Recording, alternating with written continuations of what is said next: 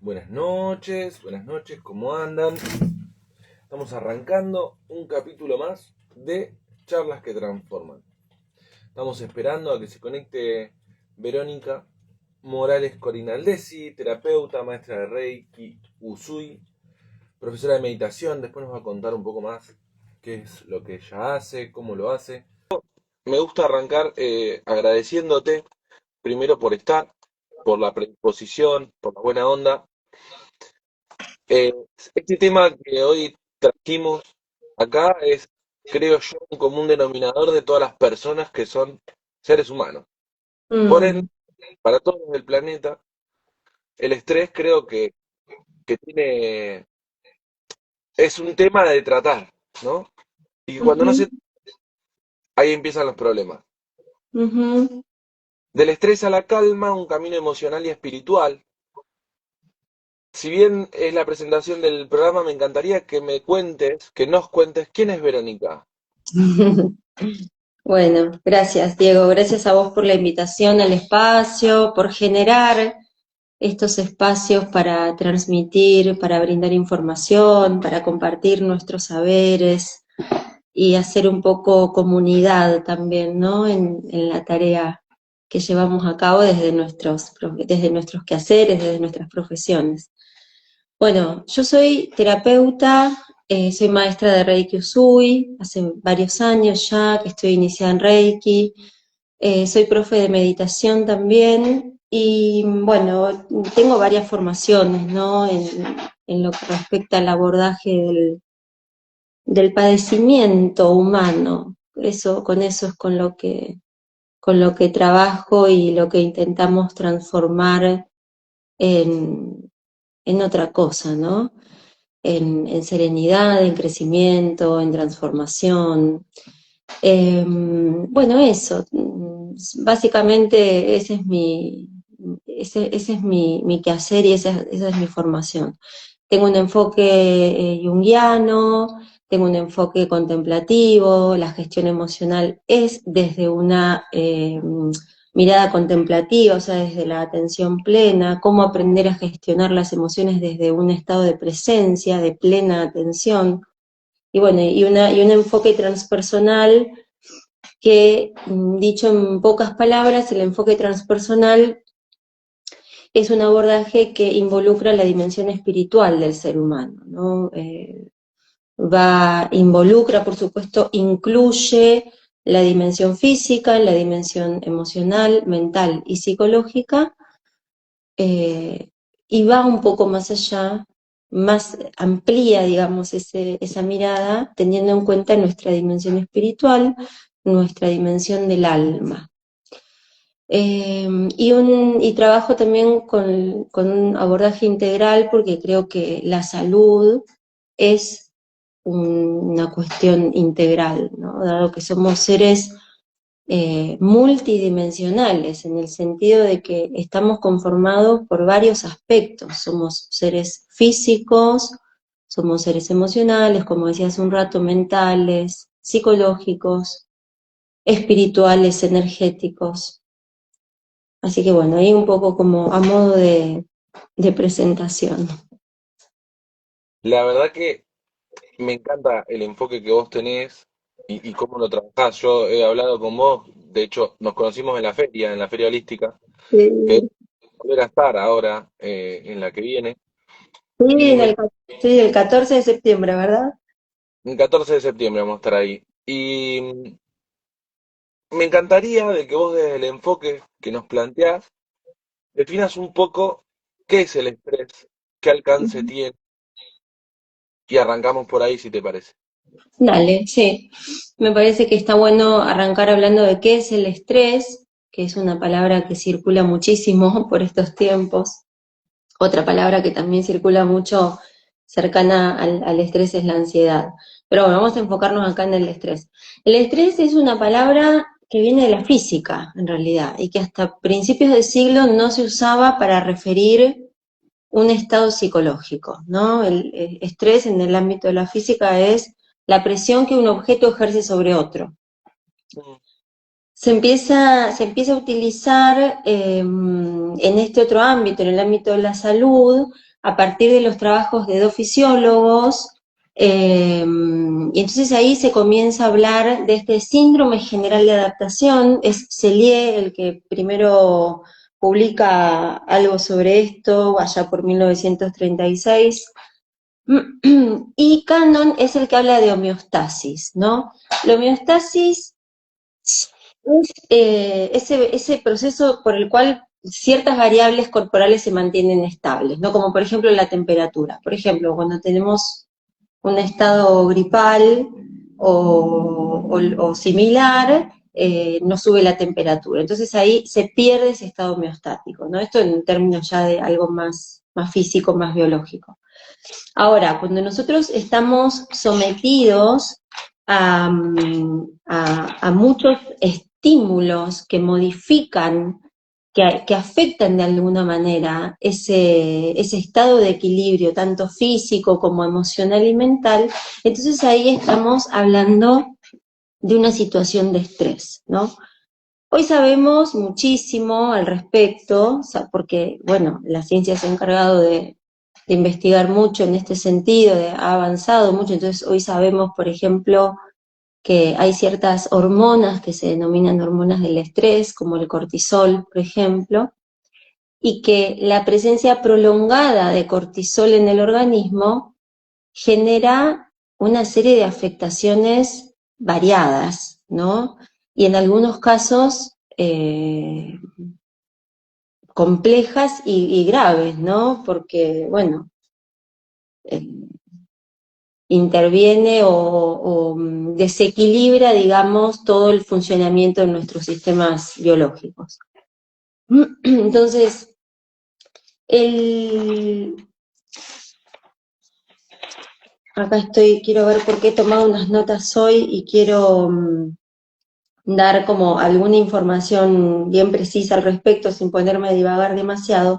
Entonces, decíamos que el estrés es la respuesta que manifiesta un organismo ante los desafíos físicos y psicológicos que se expresan a través de adaptaciones químicas en las células y cambios significativos en el comportamiento. Entonces, el estrés como respuesta adaptativa es un mecanismo vital, ¿no? Es un mecanismo que contribuye a la vida. De hecho, es uno de estos dos fisiólogos, creo que es Cannon, el que habla por primera vez de estos mecanismos de huida o de lucha, que hoy también son conceptos con los que estamos bastante familiarizados, ¿no? Sabemos que el cortisol es una hormona que se pone en juego frente a situaciones de peligro, reales o imaginarias, y ahí tenemos un punto sobre el cual después explayarnos un poco más, y que posibilitan esas dos conductas humanas, o animales, digamos, también, que son la lucha o la huida, ¿no? Entonces, el estrés como respuesta adaptativa, en cierta medida, no es que sea mala per se. El problema surge cuando estamos sometidos de manera sistemática y durante mucho tiempo a factores de estrés.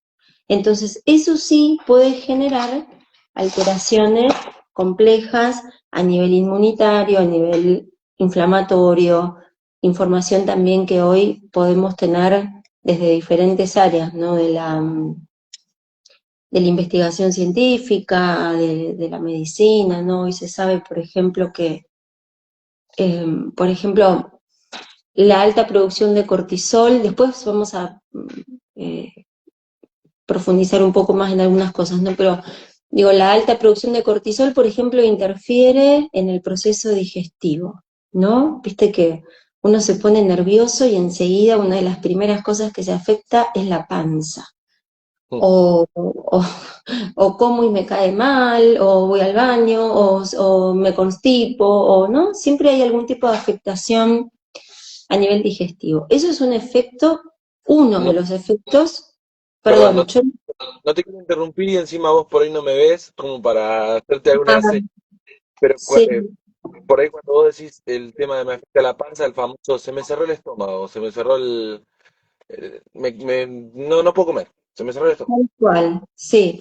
O se cierra el estómago, o se altera de alguna manera la digestión, se empieza a inflar la panza, empieza a haber dolor de panza, molestias. Esto como síntomas leves, ¿no? Después, bueno, como toda cuestión que no se atiende en su origen, puede hacerse puede cuajar, digamos, en algo mucho más complejo, porque el cuerpo físico también tiene un desgaste, ¿no? Entonces, si estamos todo el tiempo, hay algo que no está funcionando bien por X razón, eventualmente en algún momento el síntoma se puede agravar, ¿no?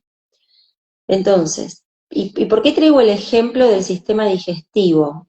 Porque claramente que el estrés sostenido afecta a todos los sistemas del organismo, el sistema nervioso, el sistema digestivo, que son como, yo digo que son como las dos grandes centrales del organismo, ¿no? Porque tanto en el cerebro como en el intestino, pero sobre todo en el intestino, es donde se sintetiza, por ejemplo, la serotonina, que es una de las hormonas, se le llama la hormona de la felicidad, pero yo prefiero decirle la hormona del bienestar, porque felicidad es otra cosa, no estamos siempre felices, ¿no? Podemos estar a veces felices, podemos estar tristes a veces, pero podemos estar bien, que es otra cosa. Entonces, si mi sistema digestivo y mi sistema nervioso empiezan a funcionar de manera desregulada, porque estoy intoxicada de alguna manera de cortisol, de adrenalina, permanentemente, vuelvo a decir, por situaciones reales o imaginarias, entonces también se va a ver alterada la producción de esas hormonas que a mí me hacen estar bien. Por ejemplo, la serotonina. ¿Mm? Y la dopamina. Lo que pasa es que la dopamina ya es otra cuestión. No, te estaba escuchando. Primero, Ujú. te mucho hincapié en esto de las cosas que nos afectan, tanto reales como imaginarias. Ajá, sí. Bueno, ese es un punto muy interesante porque, y acá ya nos metemos un poquito más en otro sesgo, digamos, de este abordaje, porque hablando un poco en esta introducción del estrés, un poco estamos hablando más bien de lo que es el cerebro, el sistema nervioso, la fisiología del cuerpo, pero además también hay un aspecto que es el mental y es de la mente de la que se han ocupado a lo largo de milenios las ciencias contemplativas, ¿no? Cuando hablamos de ciencias contemplativas, hablamos de la meditación, que es la posibilidad de desarrollar la atención plena. ¿Para qué? Bueno, precisamente para eso, para distinguir lo real de lo que mi mente está proyectando, imaginando, creando de alguna manera. Eso sería, Entonces, decime, no, eso sería la percepción, te pregunto. O sea, sí, sería lo eso, que vive de algo que ya está sobre o infravalorado. perdón, repetime lo último porque se me cortó y no te escuché. Digo que eso que vos estás refiriendo como, como imaginario o como sería la percepción de lo que uno sobrevalora o infravalora, valora. Exacto. Claro, se nos juega la percepción, sin dudas, porque la mente lo que es, la mente actúa como una especie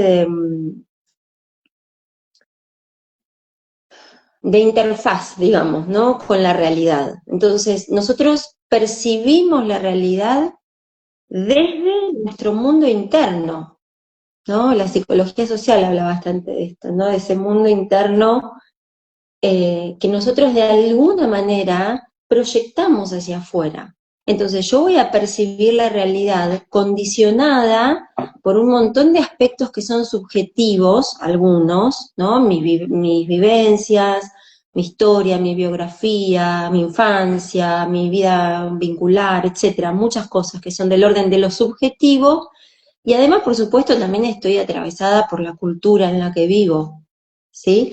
Entonces, la percepción de la realidad es subjetiva y está teñida, está está teñida de alguna manera por esos lentes que tenemos acá adelante, que son nuestra propia percepción, ¿sí? Justamente sobre eso es sobre lo que, digamos, trabaja, por usar una palabra, eh, la práctica de la meditación, para reducir al mínimo la intervención de mi propia mente o mis proyecciones mentales en la realidad y poder percibir las cosas tal y como son, no como a mí me parece que son, ¿sí? Ahora, vos cualquier cosa interrumpime, ¿eh? Si ves que sigo hablando mucho de corrido. A mí lo que me interesaría, que quizás viene a colación o viene más adelante, por eso, mira, la verdad te tengo que decir acá que admiro cómo estás, la capacidad que tenés para explicar esto que estás explicando, ¿no? Gracias. Soy un poco más de usar metáforas porque de otra manera, por ejemplo, te hubiese dicho de que uno en la mente tiene un guionista de Netflix que se cuenta las historias a sí mismo tal cual como las percibe y va desarrollando esa historia, ¿no? Y tú Sí, explicas recontra con un lenguaje propio hermoso y explicado, la verdad, me encantó. Lo que yo, gracias. lo que te quería preguntar es, cuando hablamos del estrés, y me encantó también esa explicación de que viene de la física, de que recibe cierta presión del exterior, también como en la física, estimo de que hay materiales que resisten más presión y otros que quizás se rompen más temprano cuando son expuestos a la presión. ¿Cómo podemos eso relacionarlo con cada ser humano desde tu postura, ¿no? Hmm. Bueno, sí, claramente que algunas, digamos, por determinadas cuestiones relacionadas a la capacidad de gestionar las emociones, por ejemplo, hay personas que van a ser más vulnerables que otras. Sin dudas, personas que vivan en determinados contextos, socioeconómicos también, ¿no? O sea, si acá nos ponemos a poner sobre la mesa todo, no nos alcanza el vivo para hablar de esto, ¿no? Eh, por supuesto hay personas que están en una situación de mayor vulnerabilidad, ¿no?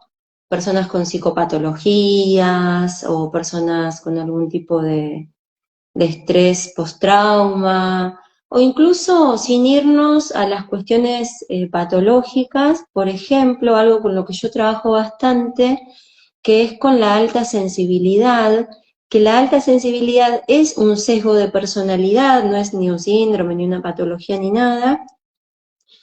Son personas con un rango de sensibilidad más alto y por lo cual, al menos hasta que aprenden a gestionar más equilibradamente esa sensibilidad, cuando digo sensibilidad me refiero a empatía, por ejemplo, a capacidad de autoobservación, bueno, una serie de cuestiones, en la medida que aprenden a equilibrar eso, bueno, también se vuelven más fuertes, digamos, ¿no? Desarrollan una especie, hay una autora que utiliza un término que a mí me gusta mucho, que es el de tendón psíquico, ¿no? Es como fortalecer ciertos aspectos psicológicos en nosotros, emocionales, espirituales también, para reducir, digamos, ¿no? Nuestra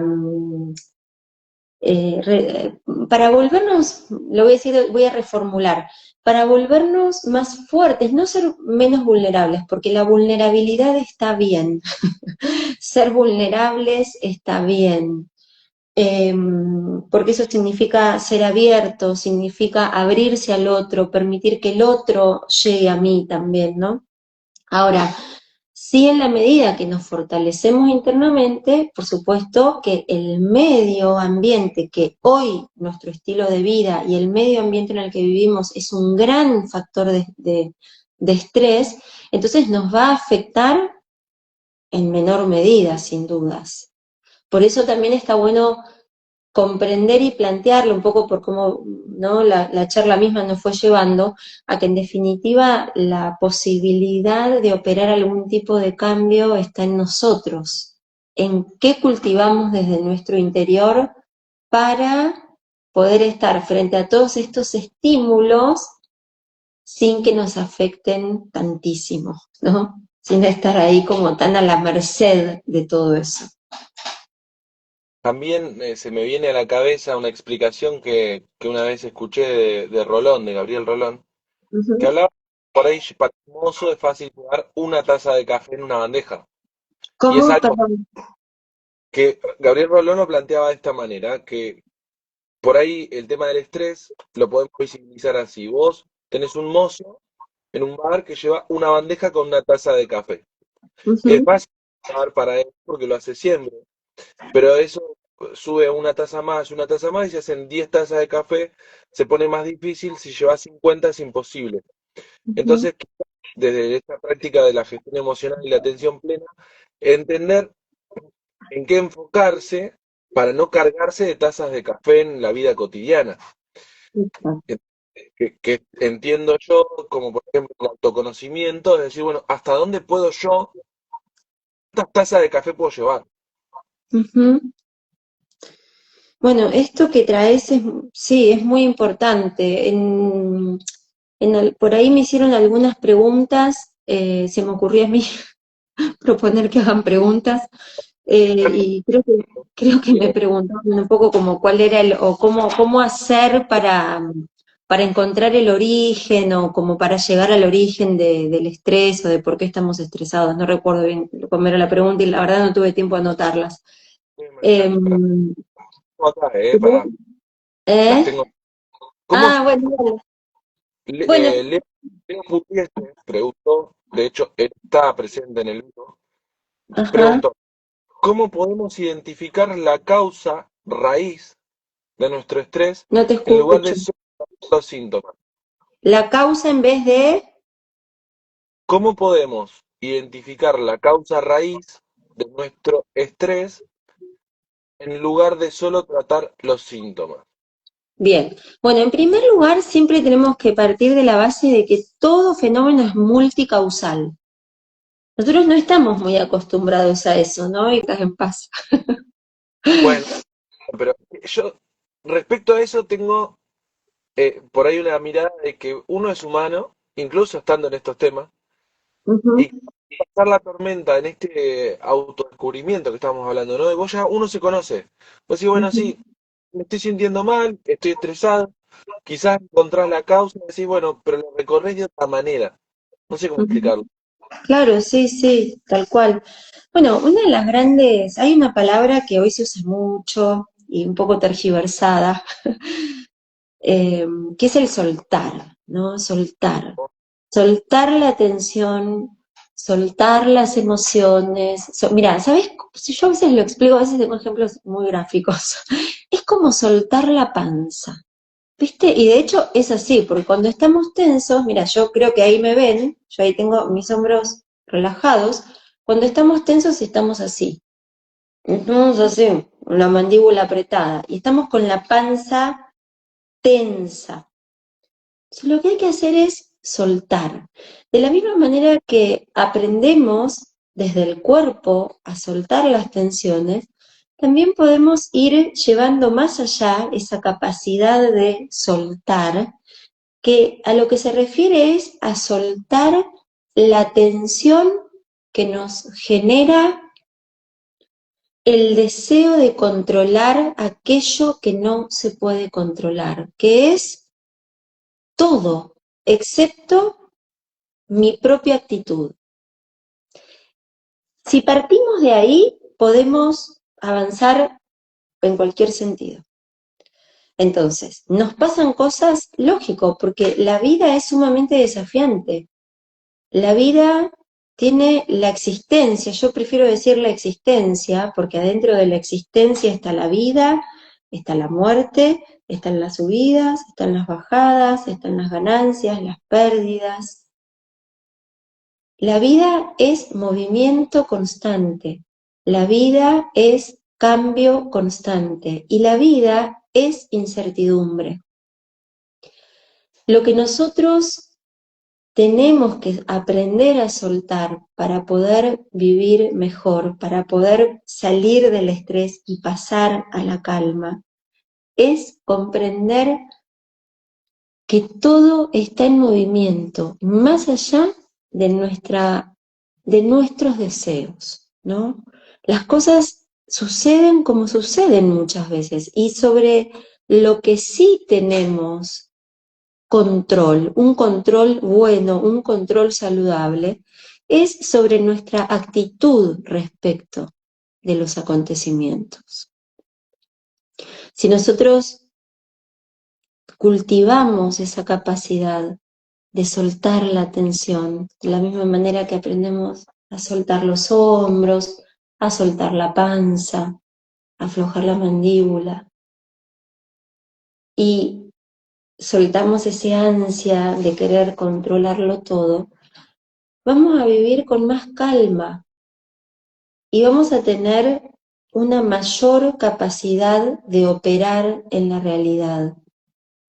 Y esto suena un poco paradójico, porque cuanto más nos esforzamos en controlar todas las variables, menos capacidad tenemos de operar sobre las variables de la realidad en la que estamos inmersos. Cuando aprendemos a soltar el deseo de que las cosas sean como a nosotros nos gustaría que sean, el deseo de que las personas sean como nosotros quisiéramos que sean, empieza a crecer en nosotros un estado de calma. Esto, no sé, Diego, si me seguís escuchando, porque al no verte, y por ahí no sé si está funcionando bien el audio, pero esto, vos haceme alguna intervención, cualquier cosa. Lo que me gustaría, ¿vos me escuchás? Ahora te escucho. Lo que sí me gustaría, o sea, no te quiero interrumpir porque va todo muy a colación y lo estás explicando, eh, así como definimos estrés, también Ujú, en un estado de calma tenemos que saber en dónde estamos parados y qué es la calma para nosotros. ujú. ¿Qué es la calma? Bueno, la calma es un estado de confianza, diría yo. Como dice acá Jordan, dice todo pasa.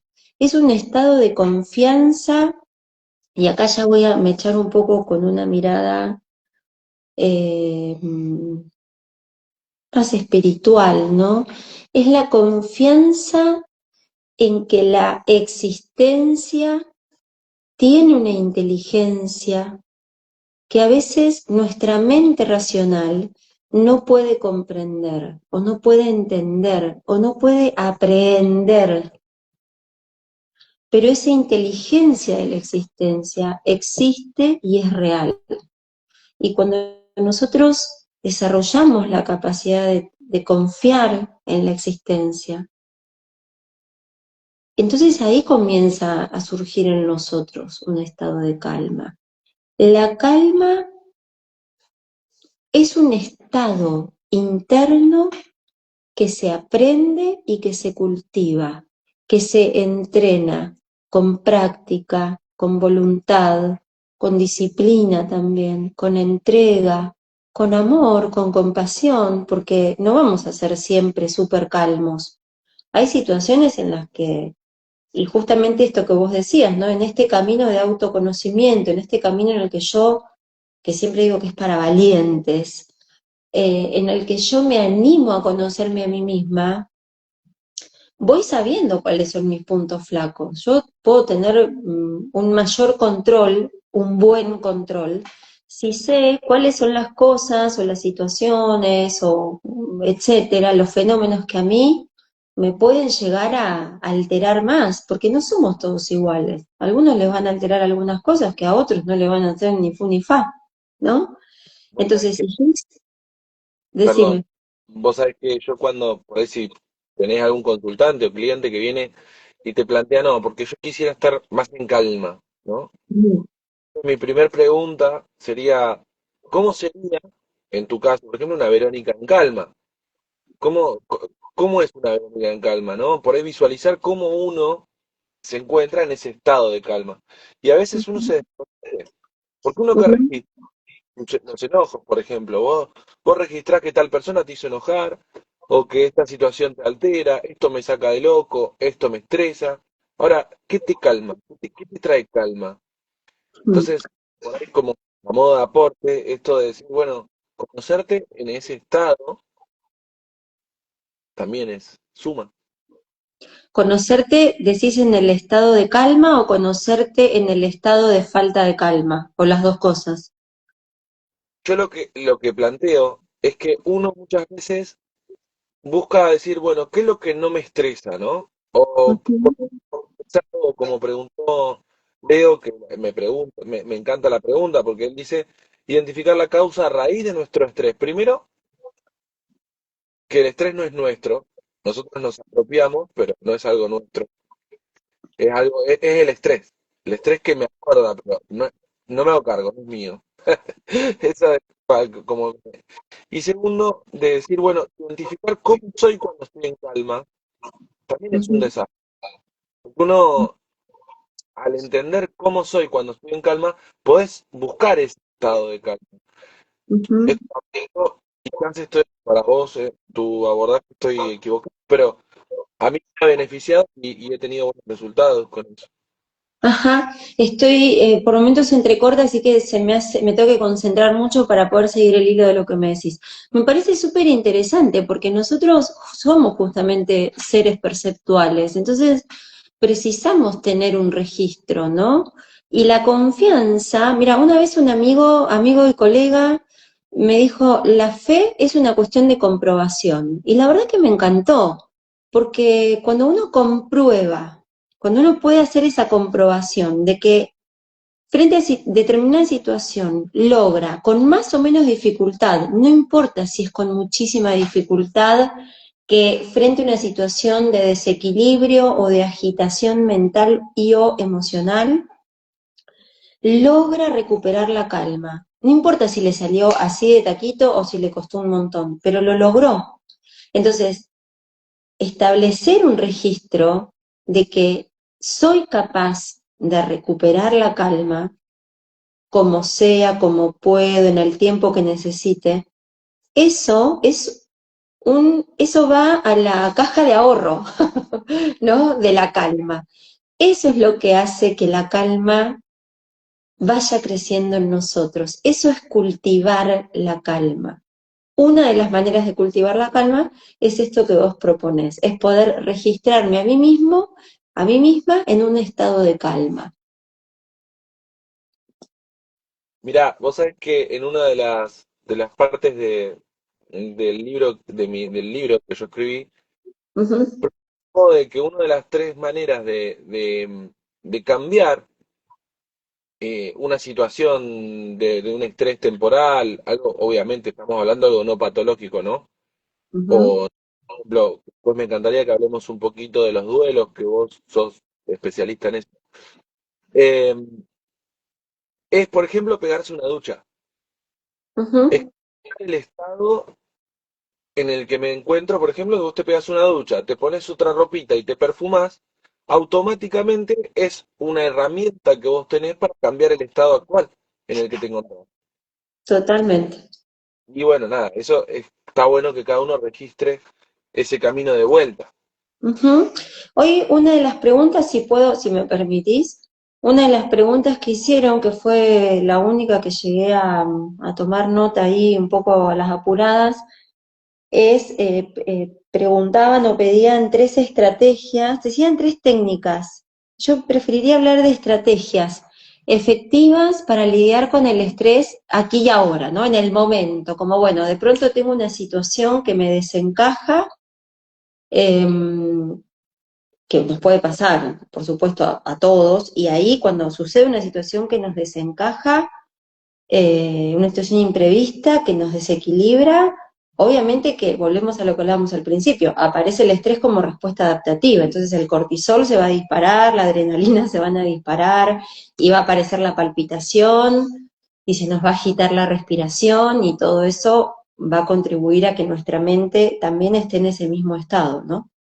Entonces, ¿qué hacer en el momento? Bueno, una es esa, ir a darse una ducha, porque en realidad la cuestión es poder como correrse de punto, ¿no? Sacar a la atención de nuestra, a la atención como función cognitiva, sacarla de ese objeto y ponerla en otro.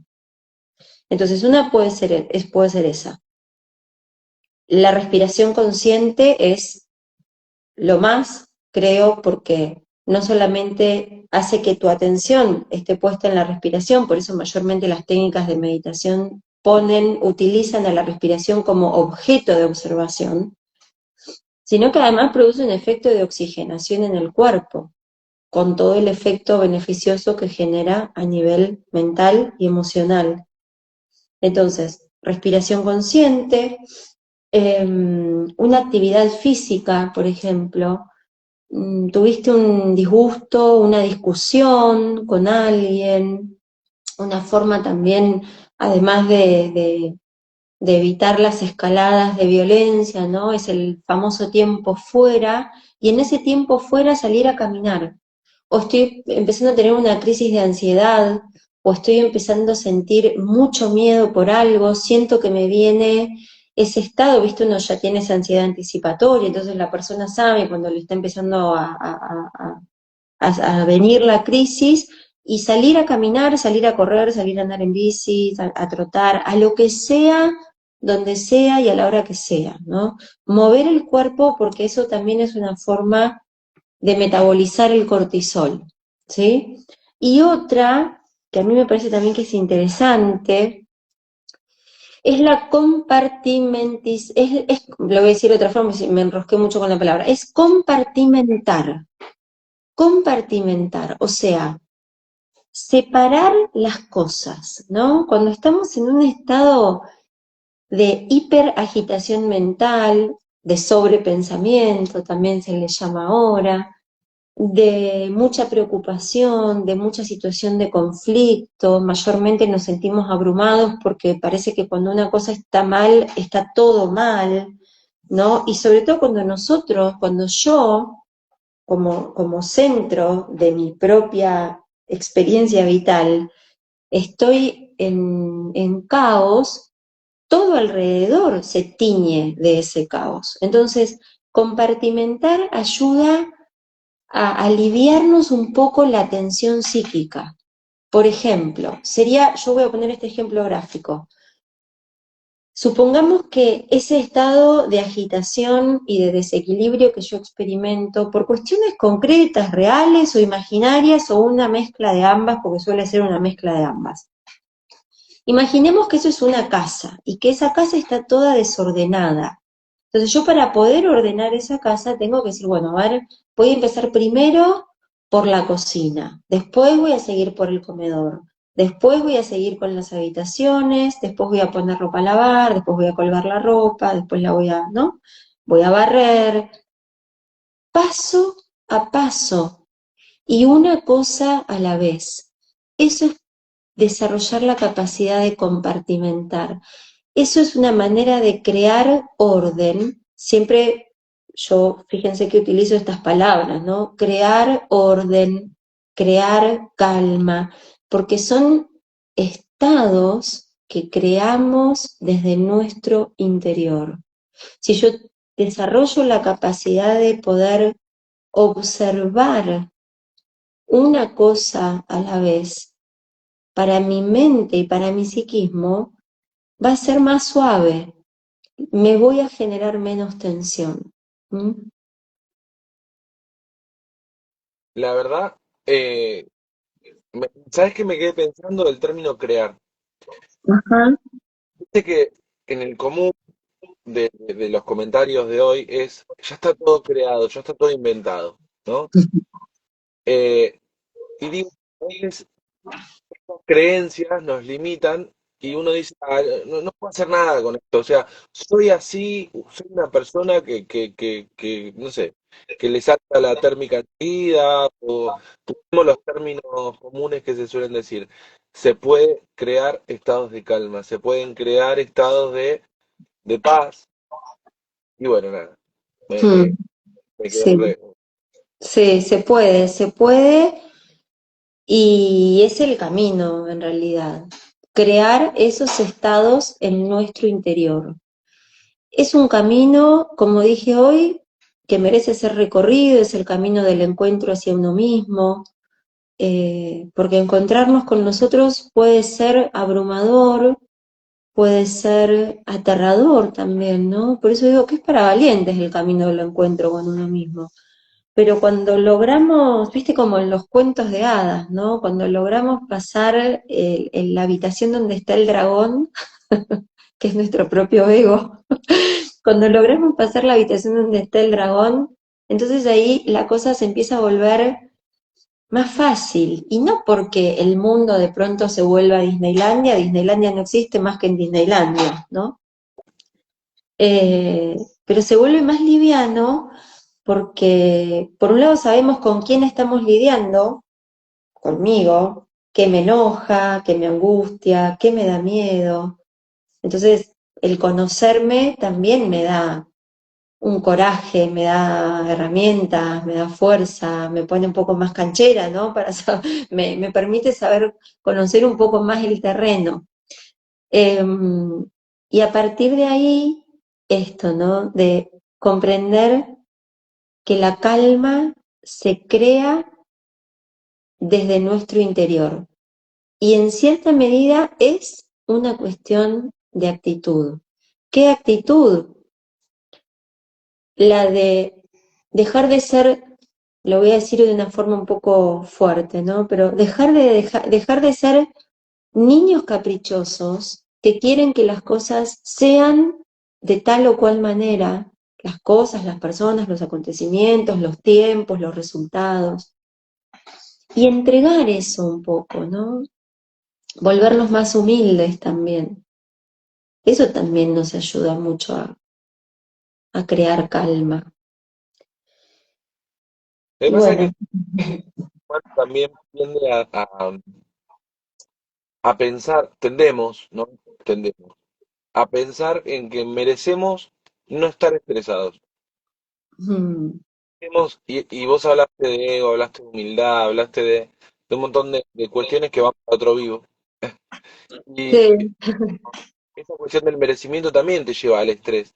Y ahora, porque obviamente vos querés que las cosas sean así y figurativamente vos hablaste de un niño caprichoso, que también es una figura, bueno, vos dijiste fuerte, porque te pone de frente a un espejo donde a veces quiero que sea así, no me sale, por me estreso, ¿no? ujú, Ahora, cuando poníamos el título, que hablamos del estrés a la calma, un camino emocional, que yo por lo general siempre apunto ahí, le agregamos el espiritual, que eso hace ruido a veces, o al menos a ujú, mí me ha hecho ruido, porque quizás uno tiende a pensar espiritual, religión, ¿no? ujú, Y a mí me encantaría, vos hablaste de lo espiritual, pero que definamos ese camino que yo tengo que recorrer de manera espiritual,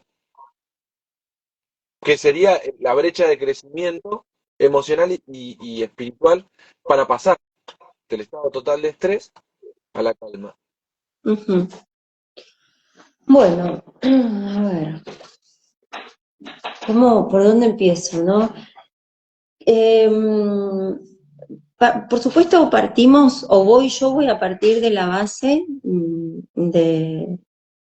del hecho que somos seres espirituales y somos seres humanos y tanto nuestra dimensión espiritual como nuestra dimensión humana, animal, terrenal, son dos aspectos de un mismo ser, ¿no? Son dos aspectos de una misma cosa. No están tan separadas como nosotros creemos o como nosotros lo hemos experimentado hasta ahora. Yo creo que hoy el gran salto evolutivo que estamos dando como especie humana, por eso también estamos viviendo tiempos tan turbulentos, es justamente la posibilidad de integración, ¿sí? De esos diferentes aspectos que somos. Entonces, ¿qué sería la perspectiva espiritual? Por supuesto que una de las expresiones de la espiritualidad es la religiosidad y no tiene absolutamente nada de malo, ¿no? Porque cada uno vive su conexión con lo inefable, con aquello que no podemos terminar de definir, de nombrar, incluso a veces de comprender o de entender, por supuesto racionalmente no lo entendemos, cada uno tiene una forma absolutamente subjetiva de vivirlo y al mismo tiempo, como decía hoy en algún momento, a la vez que tenemos una forma que es subjetiva, una experiencia que es subjetiva, también tenemos una experiencia que es cultural, porque somos seres gregarios, ¿no? Entonces estamos inmersos y estamos atravesados por una cultura, por un tiempo histórico, etcétera. Entonces, cada uno vive dadas. Bueno, retomo para cerrar esta idea que estaba diciendo, ¿no? Cuando yo logro hacer mi experiencia vital desde otro lugar, desde otro aspecto de mí misma, que es un aspecto superior de todo esto que soy, no porque los otros no sirvan, son todos tan parte del todo, o sea, cada parte es una parte del todo y es súper importante. Ahora, el alma sabe, entonces es el alma la que nos conduce, si se lo permitimos, y todas las macanas comienzan cuando interferimos permanentemente en eso y queremos que las cosas sean de tal o cual manera, ¿no? También podríamos hablar, yo hablo en términos de alma, algunos podrían hablar, si hablamos de las prácticas de meditación, de lo que llamamos prácticas contemplativas, podríamos hablar de la metaconciencia. Según yo lo comprendo y lo vivo y lo siento, esa metaconciencia, el desarrollo de esa supraconciencia, que es con la que entramos en contacto en la práctica de meditación, es la que nos permite tener acceso a esa dimensión del alma. Y eso, acá ya estoy complejizando un montón la cosa, y eso también es lo que contribuye a crear ese estado de paz interior que es genuina. Y esa es la gran diferencia, y acá voy a volver a otra pregunta que hicieron, que creo que también fue Leo, que decía cuál es la diferencia entre manejar el estrés y no sé qué palabra utilizó, ¿no? Pero me pareció súper interesante porque decía, bueno, una cosa es manejar el estrés y otra cosa es, Manejar el estrés y vivir en calma. bien, ahí está. Bueno, la posibilidad de, porque manejar el estrés, ahí también podríamos hablar un rato sobre eso, pero vamos a esto del vivir en calma siguiendo por donde yo venía hablando, ¿no? Cuando logramos hacer ese salto cuántico y poder percibir la existencia desde esa metaconciencia, desde esa supraconciencia, que es la que nos permite tener comunicación con esa dimensión superior de nosotros mismos, que es el alma, que está en contacto con la dimensión espiritual, con el espíritu. Entonces ahí podemos crear una paz verdadera. Y esto, podríamos pasar horas hablando de esto, y me encanta, incluso podría ser otra dinámica y podríamos interactuar y la gente que nos pregunte y qué sé yo. La realidad es que esto es algo que sí podemos compartir desde, por supuesto, uno puede compartir desde su experiencia, pero es algo que se vive, ¿no? Hay una paz que crece en nuestro interior como crece una plantita cuando la cuidamos, que viene de ahí, viene de rendirnos, no rendirnos como se utiliza como derrota, ¿no? Sino como entrega, como una entrega desde la humildad, que insisto, es una actitud que realmente nos permite tener una mayor capacidad de operar en la realidad, ¿sí? No es una actitud pasiva, no es una actitud resignada, al contrario. Vos sabés que, bueno, salvando las religiones organizadas, la Biblia plantea la paz que sobrepasa todo entendimiento. Tal Y cual. es un término hermoso y también, bueno, te lleva a una experimentación vivencial Ujú. por ahí, ¿no? Sí, Yo, sí. la realidad que tengo, no sé, yo te hice, armé 15 preguntas y creo que de todo esto se armó algo muy, muy copado. Pero yo te iba a ir a una pregunta puntual Ujú. que tiene que ver con tu experiencia particular. Ajá, sí. Y, y no es solamente lo que viviste vos, sino qué enseñanza te dejó acompañar a tantas personas en este camino que vos llevás. No sé si decirlo de sanación o de crecimiento. Por ejemplo, Carl Roger, habla de la tendencia actualizadora, tendencia actualizante, ¿no? Que todos tenemos ese impulso a ser nuestra mejor versión, ¿viste? Ujú. Quizás vos estuviste ahí para acompañar esa tendencia, pero bueno, ¿qué enseñanza te dejó a vos esta situación? Lo último, decime, ¿qué enseñanza me dejó a mí? Acompañar a estas personas en la tendencia o acompañar en su sanación, como vos lo quieras nombrar. Bien. Bueno, claramente es un gerundio, ¿no? Es un aprendizaje que está siendo, que está sucediendo permanentemente, porque el trabajo terapéutico también nosotros estamos empezando, somos un poco, en algún sentido, no ahora, no desde hace un tiempo ya, pero bueno, un poco una punta de flecha, ¿no? Donde empiezan a aparecer se empieza a abrir el espectro, ¿no? De abordajes y demás. Yo realmente siento que crezco y aprendo permanentemente, porque el otro siempre me está reflejando algo, y ese es el terreno de trabajo, ¿no? Con otro ser humano. Eh, somos, somos seres vinculares, por naturaleza somos seres vinculares. Tenemos la ilusión, o tal vez la paradoja, ¿no?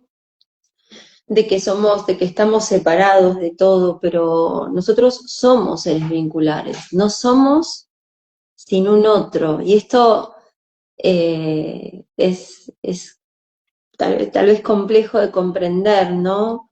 Pero somos en relación. Entonces, sin dudas que trabajar con otras personas y en un lugar que es íntimo, ¿no? Porque el vínculo terapéutico es un lugar sumamente hondo, amoroso. Es distinto, por supuesto, a otros vínculos, ¿no? Hay una simetría, pero a la vez hay una humanidad compartida. Hay una humanidad compartida que siempre está ahí, ¿no? Yo siempre digo, yo me pongo ahí. Em, bueno, no sé si esto responde mucho a la pregunta que me hiciste. Responde más de lo que vos pensás, eh, y por ahí yo quizás parafraseando un poco o entiendo de que vos lo que querés es que nos une la humanidad, Sí, al margen de sí. la empatía y esto que hablaste del vínculo terapéutico, y que por ahí apunta quizás al vínculo de vos como terapeuta con la otra persona. Yo Ujú, creo que esto de la humanidad nos permite entender de que todos somos seres que nos atraviesan las mismas cosas. ujú, totalmente. Nos atraviesa el dolor, nos atraviesa el miedo, el amor, el miedo a la muerte, el miedo al amor, el miedo a las pérdidas, ¿no? Claro, claro que sí. Estamos todos en este baile, cada uno obviamente viviendo su propia obra de teatro, con sus personajes y sus escenas, pero sin dudas que estamos todos en este mismo viaje de, de ser humanos. Y mira, se me vino una canción que es lo que se llama un ícaro chamánico, hablando, ¿no? De esto del viaje emocional y espiritual, que dice que para llegar a Dios hay que aprender a ser humanos. Entonces, el camino espiritual es un camino totalmente humano, encarnado, porque es acá donde nuestra alma experimenta y aprende desde lo más humano que somos, que es a vivir todo nuestro espectro de emociones, ¿viste? Todo nuestro espectro de emociones, no solamente las que nosotros denominamos positivas, porque lograr este estado de calma, que es esto sobre lo que venimos hablando y lo que todos deseamos, porque en realidad yo creo que si preguntamos y ahondamos, en definitiva y en última instancia lo que todos queremos es estar en paz, ¿no? Y para lograr ese estado de paz interno, ese estado de calma, tenemos que hacerle lugar a todo lo que somos. Y lo que somos en términos de emocionalidad es todo. Es que a veces me voy a enojar, es que a veces voy a estar triste, es que a veces voy a tener miedo, es que a veces voy a sentir alegría, deseo, frustración, excitación, temor, ¿no? Entonces, la clave de la calma no es suprimir esas emociones incómodas, sino aprender a integrarlas, aprender a vivirlas en tiempo presente, aquí y ahora. En la práctica de meditación, en Vipassana, en Anapanasati, que son dos técnicas tradicionales de la meditación budista, las direcciones son respecto de la autoobservación, respecto de de la observación de la respiración, respecto de la observación de los pensamientos, de las emociones, son no identificarse con esos fenómenos. Esto también da para un vivo otro aparte, Diego, pero así, por arriba. No identificarse, no juzgar y no reaccionar. Eso es observación consciente. Y eso es lo que nos permite vivir todo el espectro de emociones que como humanos tenemos, que sin negar ninguna, sin suprimir ninguna, pero la posibilidad de vivirlas equilibradamente está en eso, en permitir que sucedan sin crear una identificación con eso, sin juzgar eso que estamos sintiendo y sin reaccionar, simplemente dejar que suceda. Y eso hace que se viva con más suavidad, y eso es el estado de calma. Porque yo puedo estar sintiéndome triste en este momento, o incluso enojada por algo, y estar viviéndolo en calma. No sé si les hace sentido esto, o si lo han podido experimentar. Sí, sí, me resuena un montón. De hecho, es como todo lo que venimos hablando. Es una práctica, es un hábito que uno tiene que desarrollar. Ujú, Que a veces estás más predispuesto a transitar ese tipo de emociones displacenteras en observación y otras por ahí te afectan un poco más. Eso también es una realidad, que no sin siempre es duda. un estanque. Sí, Eh, sin duda, es obvio. Si el vecino me mira mal o el almacenero me mira mal, capaz que ni me afecta, pero si mi hijo me dice algo o le pasa algo, por supuesto eso me va a afectar más, ¿no? Tiene lógica. y es parte del no juicio. Totalmente, que, total. que creo yo, mira, vos sabés que vos hablaste de algo al principio y ya bueno, para ir cerrando, porque yo estaría te juro que estaría la temporada uno y la 2 pero vos hablaste del qué depende de mí. Ujú, Y creo que dentro del coaching lo primero que se plantea es esto, ¿qué depende de vos en esto que me planteás? Vos no podés medir resultados, o ya sea, no sé, pasar a la calma en algo que no depende de vos. Tal es así, y corregime porque es tu área, con el duelo. Vos no podés hacer nada para cambiar lo que estás viviendo. Tenés que ver cómo atravesarlo y atravesarlo en calma, ¿o no? ujú. Sí, el duelo se atraviesa como se puede, ¿no? Pero vuelvo, desde esta perspectiva transpersonal, porque justo vamos a hablar, estamos abriendo un tema y sobre el final, ¿no? No, Estamos viendo el tema del duelo y de la muerte. te La propongo, muerte tiene sentido desde una perspectiva espiritual, desde una perspectiva del alma, porque si no, no tiene sentido, sobre todo en algunos casos, ¿no? Hay casos donde la muerte no tiene sentido si uno no puede, si uno no considera o comprende esa dimensión del alma, donde el alma no muere jamás, el alma es, eh, es eterna lo mismo que el espíritu, y lo único que es finito es este cuerpo.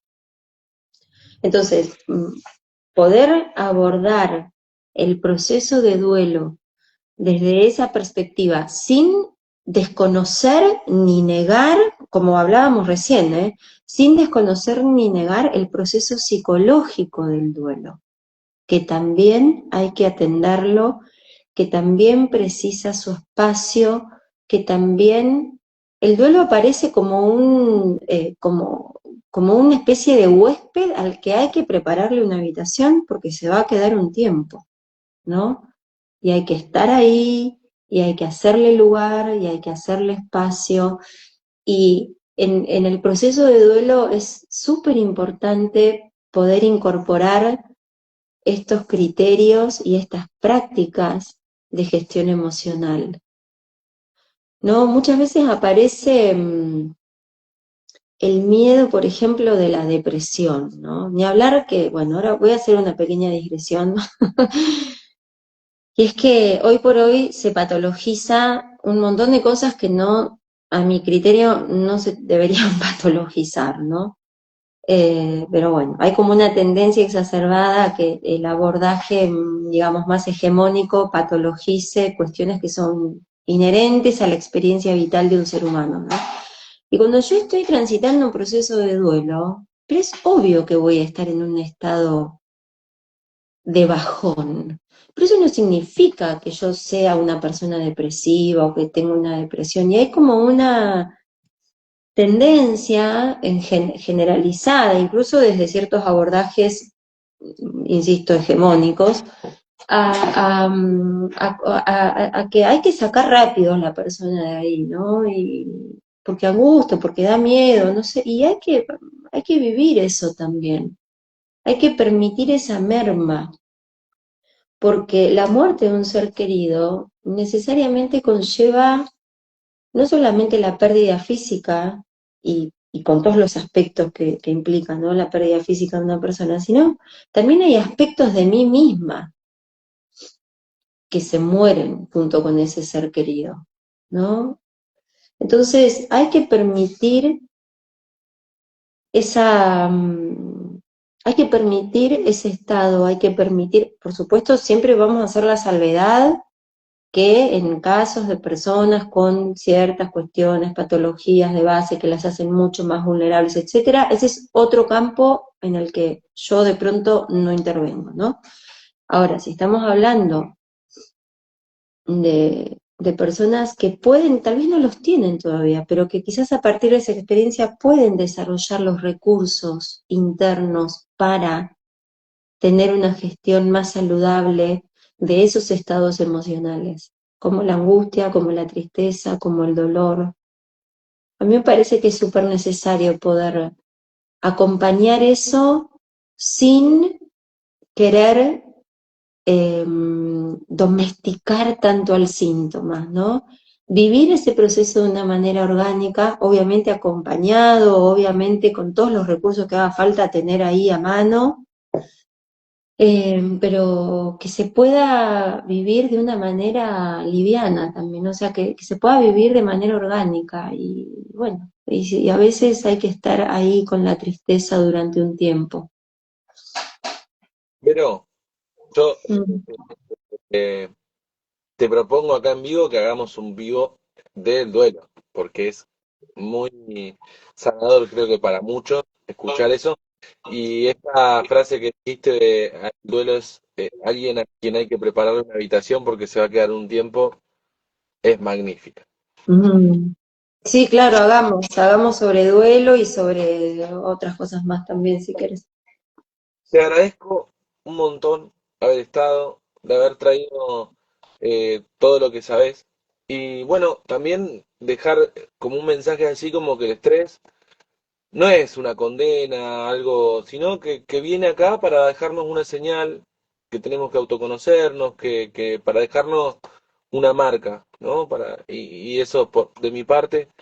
Y me encantaría proponerte de de que termines vos esta conversación y bueno, agradecerte una vez más. Que termine como vos quieras que termine. Bueno, muchas gracias. Bueno, primero agradecerte por el espacio, bueno, por el espacio para compartir, para brindar una palabra, una mirada, agradecerles a las personas que nos fueron acompañando de a ratos. Ahora, Y, ¿eh? nos jugó mal pasar la tecnología y la Ah, gente. sí, sí, pero bueno, yo digo, yo soy bastante queso con todas estas cosas, así que seguramente alguna interferencia debo estar generando. No sabría por ahí a modo de cierre, creo que por supuesto hemos hablado bastante y a la vez, porque hace 2 horas ya que estamos acá, creo, un poco menos, y que bueno, nos quedaron muchísimas cosas en el tintero, me parece que también eso nos da la posibilidad de generar más espacios como este, de hacer vivos para contar, para hablar de estas, yo digo, las prácticas para el bienestar, ¿no? Aquello que nos permite encontrar maneras de crear ese bienestar en nosotros. Y que, mira, ¿sabes con qué voy a cerrar? Con algo que también, una pregunta que la leí sí, muy a la pasada, que una persona me decía, ¿qué pasa si no puedo crear ese estado de calma? Es como, estoy fallando como ser humano, una cosa así me preguntó. Y no, la respuesta es que no hay ninguna falla, porque todo se trata, solo se trata de vivir, ¿no? Y solo se trata de vivir las experiencias, y solo se trata de hacer estos trabajos prácticos, ¿no? La vida nos trae trabajos prácticos. A veces los trabajos prácticos son sencillos, a veces nos tocan compañeros de equipo. Estoy usando esto como metáfora, ¿no? Trasladémoslos a situaciones de la vida. A veces los compañeros de equipo, de trabajo práctico, son repiolas y nos entendemos re bien, y a veces no, y a veces tenemos un profe que es un genio o una genia y con el cual tenemos mucha afinidad, y a veces tenemos un profe que nos aprieta las clavijas, y así es la vida, ¿no? A veces nos toca vivir experiencias que son fáciles de transitar, y a veces nos toca vivir experiencias que son sumamente desafiantes, ¿no? Y que nos llevan a estados de sufrimiento, de dolor, de desequilibrio. Y esas son las experiencias de las que podemos sacar mayor aprendizaje si aprendemos a verlas justamente como lo que son, experiencias de aprendizaje. Insisto, desde esta perspectiva según la cual comprendemos que el alma viene acá, encarna en este cuerpo humano, con un psiquismo, con un cuerpo emocional, con un cuerpo mental, etcétera, para aprender, bueno, de eso se trata la vida, de vivir diferentes experiencias más o menos desafiantes para conocernos a nosotros mismos, para comprender que podemos crear estados desde nuestro interior y que podemos elegir qué estados hacemos crecer en nuestro interior, para aprender a vivir nuestras emociones, para aprender a relacionarnos con los otros. Entonces, que todo es aprendizaje, que no hay falla, que a veces nos va a salir y a veces no. A veces vamos a lograr la calma y a veces no. Pero que se trata de poder, cada experiencia que vivimos, vivirla desde la conciencia. O sea, desde la posibilidad de darme cuenta. Eso es crear conciencia. Es desarrollar mi capacidad de darme cuenta y de ver las cosas como son, no como yo imagino o como a mí me parece que son. Bueno, esto a modo de cierre y despedida. La verdad, te vuelvo a agradecer una vez más. Y nada, nos queda pendiente un video más. Re. Porque cuando dijiste ya 2 horas hablando, es verdad. Ah, bueno, te mando un Bueno, abrazo. Gracias para la gente que, bueno, y habíamos arrancado, después se fueron desconectando porque la verdad que debe haber sido también complicado vernos porque se cortaba, volvíamos, se cortaba, pero después voy a compactar todo y lo voy a subir completito. ¿Mm? Buenísimo, genio. Gracias, Diego. Abrazo grande para vos y para las personas que están conectadas ahí.